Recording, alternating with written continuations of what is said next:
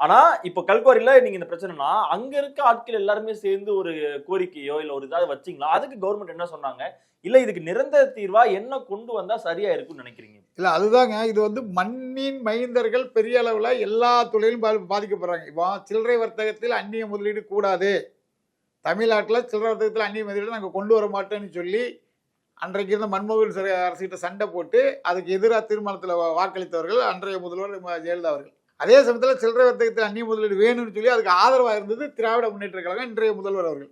அப்படி இருக்கும்போது இந்த மாதிரியான நிகழ்வுகள், இப்ப அன்னைக்கு பாத்தீங்கன்னா, வால்மார்ட் 2011ல திருவேற்காட்டில் ஒரு 40 ஏக்கர்ல ஒரு மிகப்பெரிய குடோன் வந்துச்சு. அப்போ வந்து என்னடா சில்லறை வர்த்தகத்தில் அந்நிய முதலீடு இல்லைன்னு நம்ம முதல்வர் சொன்னாங்க. ஆனா இப்படி வந்துருச்சு. இது எப்படி வந்தது? அப்படின்னு சொல்லி நாங்க கமிஷனர் அலுவலகத்தில் ஒரு புகார் மனு கொடுத்த உடனே உடனடியாக நடவடிக்கை எடுக்கப்பட்டு வால்மார்ட் அலுவலகம் சீல் வைக்கப்பட்டது. அது முழுக்க முழுக்க நான் தான் அதுக்கு கம்ப்ளைண்ட் கொடுத்தது. அதுக்கு சட்ட ரீதியான போராட்டம் பண்ணது நான் தான்.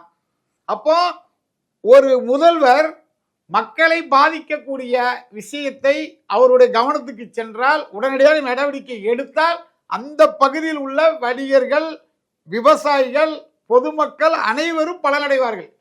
இவங்க கண்ணை மூடிக்கிட்டு நமக்கு எது கிடைச்சாலும் பரவாயில்ல, மக்கள் எப்படி போனாலும் பரவாயில்ல, நம்மகிட்ட 5 வருஷம் ஆட்சி இருக்கு, நம்ம அப்பாவுக்கு அங்கங்கே செலவச்சா போதும், ஏற்கனவே இருக்கிற அரசு பள்ளிகளுக்கெல்லாம் சுண்ணாம்பு அடிச்சுட்டு காமராஜர் பேர்லையோ முத்துராமலிங்க ஐயா பேர்லையோ இல்லை வேற தலைவர்களுக்கு பேரெல்லாம் அடிச்சுட்டு கருணாநிதினு பேர் வச்சா போதும் அப்படின்னு செயல்பட்டா எப்படி இருக்கும்?